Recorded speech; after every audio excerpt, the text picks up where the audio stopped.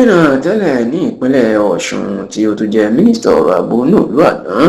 ìyẹn ọ̀gbẹ́ni Abdulrauf Adésọjí Arẹ́gbẹ́ṣọlá ẹni tí àwọn èèyàn tó máa ń pè ní bàbá Kábírù ó máa ti sọ̀rọ̀ ó ti tú àṣírí nípa ìjà tí ó wà láàrin wọn àti ọ̀gá rẹ̀ tẹ́lẹ̀ nídìí òṣèlú ní olórí oko orílẹ̀-èdè Nàìjíríà ààrẹ Bọ́lá Ahmed Tinubu tí Arẹ́gbẹ́ṣọlá tó sì ti jẹ́ kó di mímọ̀ wípé kò sí òótọ́ nínú ìròyìn tí wọ́n ń gbé kiri wípé òun lọ bà Tinubu jẹ́ láàfin Sultan nílùú Sokoto tó tún jẹ́ olórí gbogbo mùsùlùmí lórílẹ̀-èdè Nàìjíríà ìyẹn Alhaji Saad Abubakar ní nǹkan bíi ọdún 2022 kì í ṣe ìròyìn mọ́ àfi ẹni tí ó bá sì kéré tàbí ẹni tí ó bá ṣẹ̀ṣẹ̀ jí dìde ń dòkú wípé Arẹ́gbẹ́ṣọlá àti Tinubu àárín wọn ti dàrú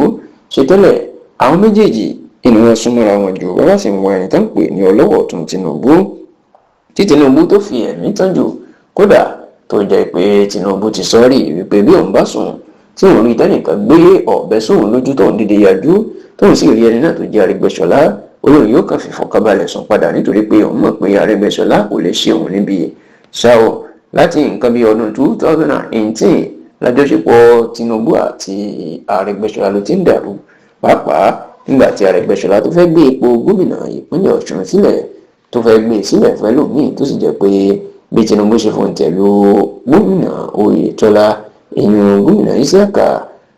Gbóyèga Oyètọ́lá inú kọ́kọ́ fa ìjà láàrin wọn àti Tinubu ọ̀gá ẹ̀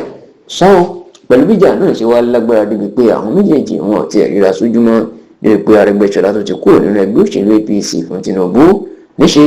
ìní Arẹ́gbẹ́ṣọlá ló máa tú àṣírí fún ìgbà àkọ́kọ́ lọ́sẹ̀ tó kọjá lórí ìjà burúkú tó wà láàrin òun àti ààrẹ Bọ́lá Ahmed Tinubu nígbà tí ọkùnrin ọmọ bíbí ìlú Iléṣà ní ìpínlẹ̀ Ọ̀ṣun náà sọ̀rọ̀ ó jẹ́ kó di mímọ̀ pé kì í ṣe wípé òun lọ fi ẹnu bà Tinubu jẹ́ ní ọ̀dọ̀ Sultan Sokoto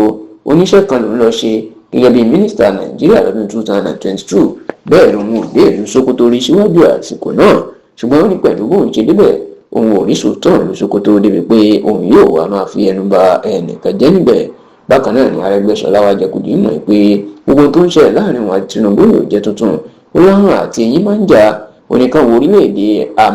orílẹ̀-èdè Turkey fún àpẹẹrẹ ó ní ààrẹ wọn tẹ́lẹ̀ eyín ọkàn àti ẹni tó jẹ́ ààrẹ lọ́wọ́ bá Erdogan ó ní níṣe ni àwọn méjèèjì níṣe ni wọ́n jọ jẹ́ bàbá àtọmọ ní òṣèlú tí Erdogan jẹ́ ọmọ fún ọkàn ní orílẹ̀-èdè Turkey ṣùgbọ́n nígbà tí ìṣèjọba ọkàn kò tẹ́ Erdogan lọ́rùn ó ní ilé ló fa ìyapa láàrin àwọn méjèèjì tó fi pínyà onírú ẹ̀ náà ló ń ṣẹlẹ̀ lórílẹ̀-èdè Nàìjíríà láàrin wọn àti Tinubu báyìí nítorí pé ká ní nǹkan rí bó ṣe rí tí nǹkan lọ bó ṣe ń lọ ó ní kò tiẹ̀ sí ní tó fẹ́ fa wàhálà láàrin wọn àti Tinubu rárá àti rárá.